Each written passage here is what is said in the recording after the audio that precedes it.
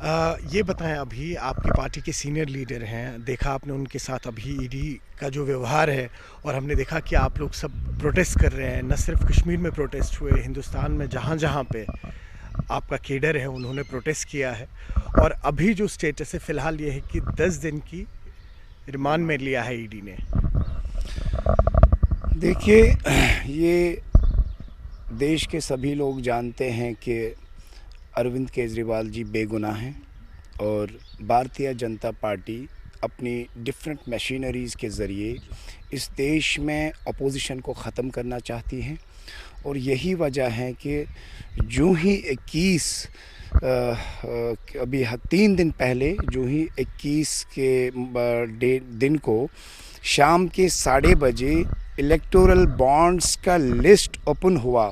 7 बजे अरविंद जी के घर पे पहुंच गई ईडी और 9 बजे अरविंद जी को अरेस्ट किया। और रीज़न ये है, इनको डर इस चीज़ से नहीं है कि अरविंद केजरीवाल जी कोई अरेस्ट करेंगे, इनको डर है कि अपोजिशन कोई इनके बारे में बात ना करे। और अगर देखा जाएगा जो इलेक्टोरल बॉन्ड्स का लिस्ट आ गया है, जो ये पिछले 2 साल से लोअर कोर्ट से लेके हाई कोर्ट तक, हाई कोर्ट से लेके अब सुप्रीम कोर्ट तक, सीबीआई से लेके ईडी तक और ईडी से लेके पुलिस तक, जितने भी एजेंसीज़, जितने भी इंस्टीट्यूशंस हैं, सब इंस्टीट्यूशंस जो है इनके पीछे लगाए। 1000 से ज़्यादा रेड्स हुए। आम आदमी पार्टी के जितने भी लीडर्स हैं सबको पूछताछ हुई, लेकिन आज तक इनके पास 1 पैसे का, 1 रुपये का जो है इनके पास सबूत नहीं आया है। अब सवाल है कि इन्होंने कैसे अरेस्ट किया। वो सवाल का अगर आप मुझसे जवाब जानना चाहेंगे, आज हमारी नेशनल लीडरशिप ने प्रेस कॉन्फ्रेंस दे दिया और उसमें ये क्लियर हुआ कि जो ये पिछले 2 साल से बोल रहे हैं और ख़ासकर लास्ट ईयर नवंबर से, ये 2023 से बोल रहे हैं कि हमारे पास एक सरकारी गवाह बन गया है। वो सरकारी गवाह की अगर आप बात करेंगे, उसका नाम है शरद चंद्र रेड्डी। और ये शरद चंद्र रेड्डी है कौन? अगर गवर्नमेंट बोल रही है और ख़ासकर भारतीय जनता पार्टी बोल रही है कि हमारे पास सरकारी गवाह मिल गया है, ये शरद चंद्र रेड्डी वही इंसान है जो औरोबिंदो फार्मेसी का मालिक है, डायरेक्टर है और मालिक का बेटा है। और अगर आप इलेक्टोरल बॉन्ड्स की बात करेंगे, यही कंपनी के मालिक के साथ साथ ये और भी कंपनीज़ का मालिक हैं। अगर APL हेल्थ केयर इन्हीं की कंपनी है, उज्जैन फार्मेसी इन्हीं की कंपनी है। 9 नवंबर 2022 को इसी रेड्डी को ईडी बुला रही है क्वेश्चनिंग के लिए, और ये क्लियरली बोल रहा है मेरा अरविंद केजरीवाल जी के साथ कोई ताल्लुक़ नहीं है, मेरा आम आदमी पार्टी के साथ कोई ताल्लुक़ नहीं है और मेरा किसी के साथ कोई ताल्लुक़ नहीं है जो आम आदमी पार्टी के साथ कनेक्टेड है। इसका ये बोलना, और 10 नवंबर को इसको अरेस्ट किया जा रहा है। अरेस्ट करने के बाद कई सारे महीने हो गए, जो ही फिर से एक बार चार्जशीट जो है पेश की गई, तो यही बंदा बोल रहा है कि मेरा अरविंद केजरीवाल जी के साथ ताल्लुक़ है। यही बंदा बोल रहा है कि मेरा शराब घोटाले पे, जो फ़र्ज़ी शराब घोटाले का इल्ज़ाम ये लगा रहे हैं, यही बंदा बोल रहा है कि मेरा शराब घोटाले पे। थोड़ा सा मैं आपको इसके एक फिगर दूंगा। जो ये औरोबिंदो फार्मेसी हैं, इनके पास जो इन्होंने आज तक इलेक्टोरल बॉन्ड्स में पैसा दिया है, जो इन्होंने इलेक्टोरल बॉन्ड्स खरीदे हैं, वो 59.5 करोड़, करीबन ये 60 करोड़ के आसपास इन्होंने जो है पैसा दिया है, जो इन्होंने एनकैश भी किया है, क्योंकि अगर आप बॉन्ड्स खरीदते हैं उनको फिर रिडीम भी करना है आपको। तो जो भारतीय जनता पार्टी ने एनकैश भी किया है। एक तो ये बात, 5 जनवरी 2022 को भारतीय जनता पार्टी ने इसी कंपनी से 3 करोड़ इलेक्टोरल बॉन्ड से एनकैश किए। अब अगर 5 जनवरी 2022 की आप बात करेंगे, यहाँ से आप लिकर स्कैम की बात करेंगे, और ये जो एक्साइज पॉलिसी है ये आई कब? ये नवंबर 2021 में आई। इसका मतलब ये है कि जो ही ये पॉलिसी आ गई, पॉलिसी आते आते ही भारतीय जनता पार्टी के खाते में 3 लाख रुपए जाता है।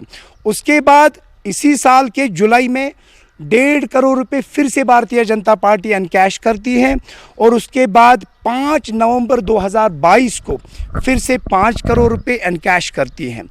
कुल मिला के ये आपके वसादत से और आपके माध्यम से कहने का गर्ज ये है, 6 जनवरी 2023 को भारतीय जनता पार्टी की जो ये मशीनरी है, जिसको अभी भारतीय जनता पार्टी ईडी को बंदूक की तरह इस्तेमाल करती है, इन्होंने बोला 6 जनवरी 2023 को कि जो शरद रेड्डी है यही इस घोटाले में, फर्जी घोटाले में किंग पिन है। अच्छा, अब आप ये बताएं, देखिए अभी ये तो आपने तफसीलन कहा कि इशू क्या है, ये आपका एक पक्ष है जो आपने पेश किया। अभी कल देखा हमने, आप लोगों ने भी प्रोटेस्ट किया यहाँ पे, आप लोगों को भी डिटेन किया गया, क्या कहा गया आपको, वार्निंग दी गई है, क्या कहा गया है आपको पुलिस की तरफ से या एडमिनिस्ट्रेशन की तरफ से? सबसे पहले तो हमें प्रोटेस्ट ही नहीं करने दिया। इन्होंने बोला यहाँ पे सेक्शन 144 लगा है, बट दिस वे और दैट वे हमारे लीडर को अरेस्ट किया गया था, तो हमें प्रोटेस्ट करना था। हमने प्रोटेस्ट किया और देश भर में किया। ये आम आदमी पार्टी का मसला नहीं है या आम आदमी पार्टी के वॉलंटियर्स का मसला नहीं है, ये देश के कॉन्स्टिट्यूशन का मसला है। ये इन्होंने देश की जमहूरियत का कत्ल किया है। और मैं आपकी वसादत से ये भी बताना चाहूँगा, देश में आज के डेट में एक अनडिक्लेयर्ड एमरजेंसी लगी हुई है, जो लेकिन बदकिस्मती से आपको, मुझे और इस देश के लोगों को नहीं दिख रही है। ये बताएं, अभी इलेक्शंस आने वाले हैं, पार्टी प्लान कर रही है कि यहाँ से कुछ कैंडिडेट्स का नाम आगे पेश किया जाए? देखिए, हम इंडिया अलायंस का एक मजबूत हिस्सा हैं और हमारे लिए भी इलेक्शंस लड़ने से ज़्यादा इम्पॉर्टेंट है देश बचाना। अगर हम चाहेंगे, हम हर एक स्टेट में इलेक्शन लड़ेंगे। आम आदमी पार्टी का नाम है और एक हम नेशनल पार्टी हैं और अल्हम्दुलिल्लाह आज की डेट में हमें हर एक स्टेट में अपने यूनिट्स हैं। लेकिन आम आदमी पार्टी के लिए इलेक्शन लड़ने से ज़्यादा इम्पॉर्टेंट है देश को बचाना। दिल्ली में हमारी सरकार है, तब भी हमने वहाँ पे जो इंडिया ब्लॉक है उसको सीट्स दे दी। गुजरात में हमारा यूनिट है, वहाँ एमएलएज हैं हमारे, तब भी हमने आधी सीट्स पे लड़ा। हरियाणा में 10 सीट्स है और हमने एक ही सीट पे लड़ा। और ये जो यहाँ पे अभी जो गठबंधन बन रहा है कुछ पार्टीज़ का, यहाँ पे आपने देखा होगा अभी स्पेकुलेशंस हैं, बातें चल रही हैं कि अपनी पार्टी जो है कहीं ना कहीं शायद डीपीएपी और जेकेपीसी जो है ये सब मर्ज हो जाएंगे एक साथ। देखिए, ये तो आज नहीं तो कल ये तो होना ही था, क्योंकि ये जैसे पीएजीडी एक स्कैम था जम्मू कश्मीर में, वैसे ही ये क्लियर है कि ये एक स्कैम आने वाले टाइम में लोग इसको भी एक स्कैम कहेंगे। इंडिया अलायंस इस देश में एक सोच बनी है जो भारतीय जनता पार्टी की कमर तोड़ेगी और आने वाले लोकसभा इलेक्शंस में आप देखेंगे कि कैसे भारतीय जनता पार्टी को इंडिया अलायंस खजल करेगी। और रही बात जम्मू कश्मीर की, जो हमारी नेशनल लीडरशिप का फैसला होगा, हम उस फैसले के साथ होंगे। अब फर्दर जो है रोड मैप आपकी पार्टी का वो क्या रहेगा, स्पेशली जम्मू कश्मीर को लेकर? देखिए, जम्मू कश्मीर में हम इलेक्शंस लड़ेंगे, जो भी इलेक्शंस आएंगे, असेंबली इलेक्शंस हो या जो भी इलेक्शंस हो, हम दमखम से लड़ेंगे, बल्कि पूरे देश में लड़ेंगे। और जम्मू कश्मीर में भी हम हर एक सीट पे इलेक्शन लड़ेंगे, जितने भी इलेक्शंस आएंगे।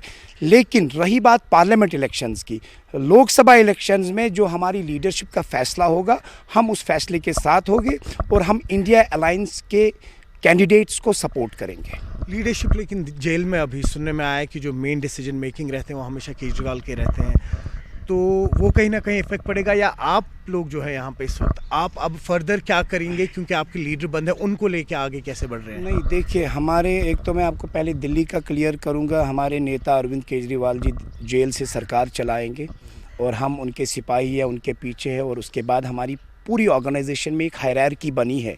तो ऑर्गेनाइजेशन में हमारे जनरल सेक्रेटरी है, ऑर्गेनाइजेशन में हमारे स्टेट यूनिट्स के प्रभारी हैं, जो भी हमारी नेशनल लीडरशिप है, पूरा एक नेशनल पार्टी है। तो जो भी नेशनल पार्टी में हमारी लीडरशिप और हायरार्की है, जो भी उनकी तरफ से डिसीजंस होंगे, हम उन डिसीजंस को फॉलो करेंगे और तब तक लड़ेंगे जब तक इनको नंगा नहीं करेंगे और जब तक अपने लीडर को वापस नहीं लाएंगे और पूरे देश में दमखम से इलेक्शन लड़ेंगे। एक आखिरी सवाल, यहाँ पे इस वक्त आपकी पार्टी जो है कितनी रेलेवेंट है? देखिए, जम्मू कश्मीर में हम अभी ऑर्गेनाइजेशन को स्ट्रॉन्ग कर रहे हैं और हमने अल्हम्दुलिल्लाह हर एक डिस्ट्रिक्ट में यूनिट्स बनाए हैं। जम्मू में भी हमने यूनिट्स बनाए हैं, कश्मीर में भी हमने यूनिट्स बनाए हैं। ये आपको आने वाले टाइम में असेंबली इलेक्शन में पता चलेगा कि आम आदमी पार्टी कितनी स्ट्रॉन्ग है। बहुत शुक्रिया हमसे बात